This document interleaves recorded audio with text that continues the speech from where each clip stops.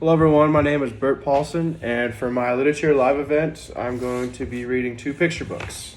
I'm going to be reading No David by David Shannon and Franklin Rides a Bike by Brenda Clark. The reason why I'm doing these two, the first one is for more beginning readers. The text's a lot bigger and not as many words on each page. And for Franklin Rides a Bike, there's a lot more text in there, and there's a little bit more unfamiliar words, and a little bit more for intermediate readers too. So I'll begin. No David by David Shannon.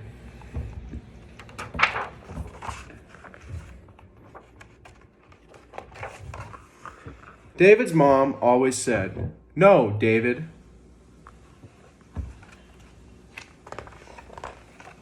He'd be climbing for the cookie jar. "No, David."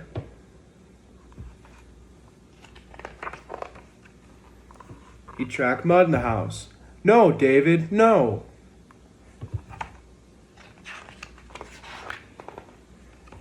He'd make a mess in the bathtub. "No, no, no."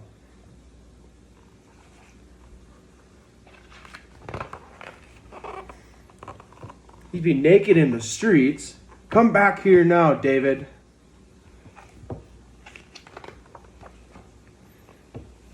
He'd be loud. "David, be quiet."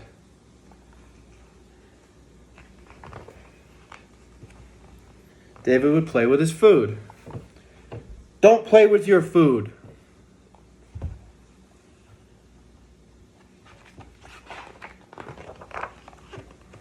He'd chew with his mouth open. "That's enough, David."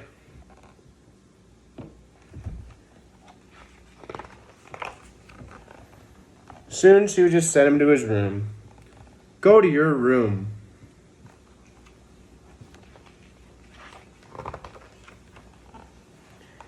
He'd be jumping on the bed.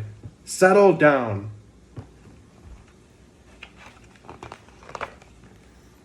He'd be picking his nose. "Stop at this instant."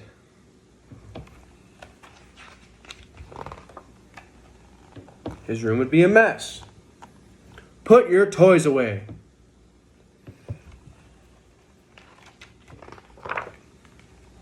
He'd play ball in the house. "Not in the house, David."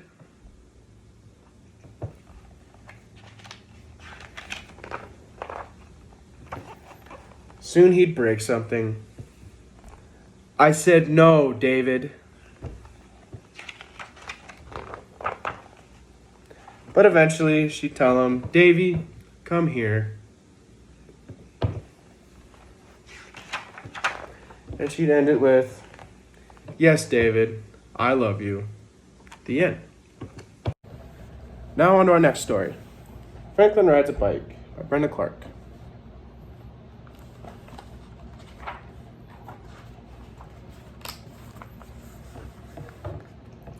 Franklin could swim underwater and hit a home run.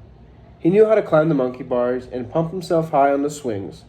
But Franklin had one problem. He couldn't ride his bicycle without training wheels.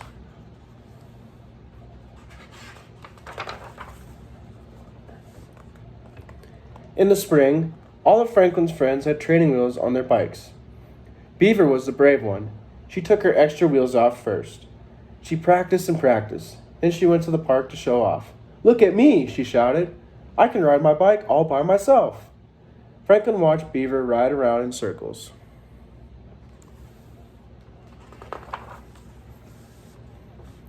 It wasn't long before Beaver could signal with one paw and hold onto the handlebar with the other. Soon, everyone but Franklin could ride without training wheels. "We're going on a picnic," said Bear. "Come on." Franklin was worried that his friends would make fun of his training wheels. "I'm not hungry," Franklin fibbed. He went home to eat lunch alone.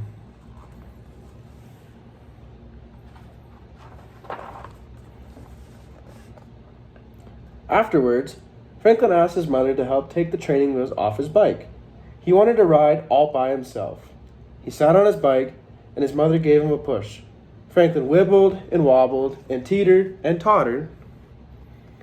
Then he fell onto the flower bed. "I can't do it," he said. "I'm never riding this bike again."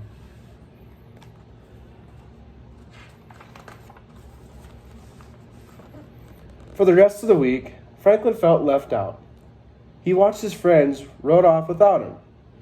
They were becoming great explorers on their bikes.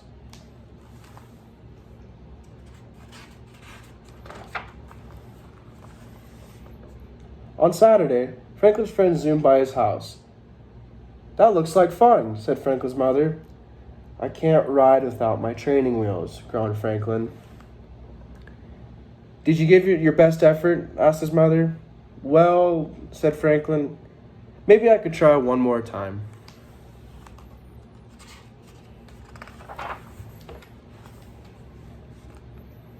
Franklin sat on his bike. "It's tippy," he cried. His mother held onto the seat. "Try it. I won't let go until you tell me to." Franklin pedaled while his mother guided it from behind. He felt unsteady and very unsure. "I'm going to fall," he said, and he stopped pedaling.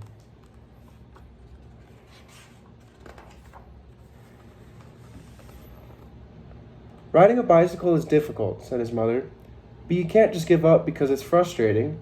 "It's too hard for me," said Franklin. "It was easy for my friends." "Do you think everything comes easily for them?" she asked. Franklin had to think about that.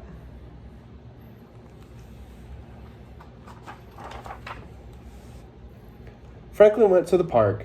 He saw Beaver struggling to swing on the monkey bars. Each time she got the third rung, she fell onto the sand below. "No, Beaver," said Bear. "Do it like this. It's easy." "Easy for you," said Beaver. She tried one more time and fell again. "Maybe tomorrow," Beaver grumbled.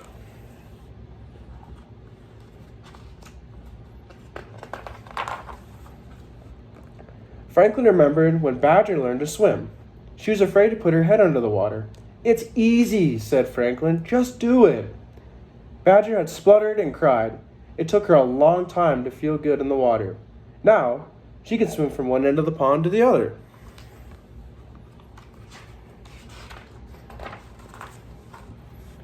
Franklin thought about the first time Fox played baseball. He couldn't hit the ball at all, but he tried and tried until one day Fox got a home run.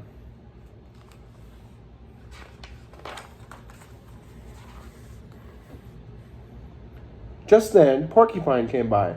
She moved very slowly. She pointed to the pads on her knees, wrists, and elbows. "They make me feel funny," she said, "but they keep me safe." "That's it!" cried Franklin. He hurried home.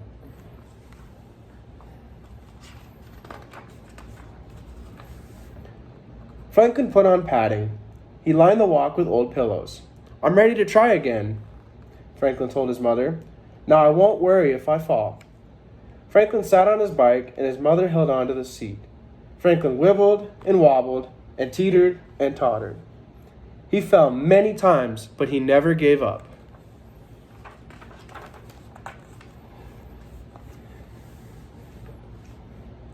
Then it happened. Franklin told his mother to let go. He didn't veer into the bushes, and he didn't crash. "Way to go!" cheered his mother. Franklin was thrilled. Finally, he was riding his bike all by himself. "I can do it," he shouted. Franklin rode to the park to show his friends.